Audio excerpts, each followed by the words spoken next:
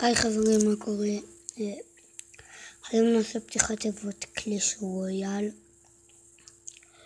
זה לא תהיה פתיחת תיבות כזאת מדהימה, אבל יהיה בגרנד צ'אלנג' שניסיתי להגיע ל-12, לא הצליח לי, הגעתי ל-9 ועוד כמה תיבות. רק רגע.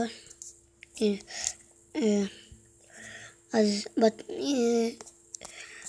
בפתיחת תיבות עומד להיות ג'יינט צ'סט,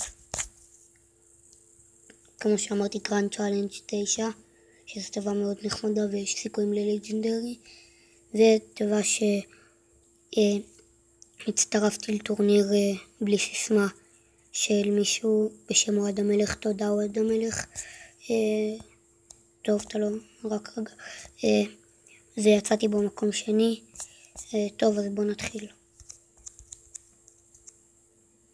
ייי, גובלין גנג, ייי. תודה לאל בראש פטרנו. טוב, קיבלנו גובלין גנג. עכשיו נוכל לקבל, איך קוראים לזה?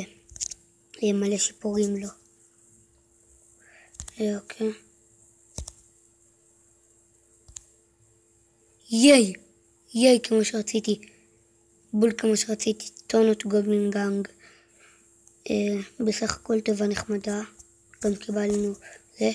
זה עכשיו לרגע שכולנו חיכינו לו. 9 ניצחונות גרנד צ'אלנג'.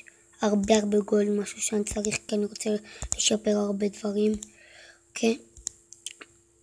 הולך סבבה. וואו.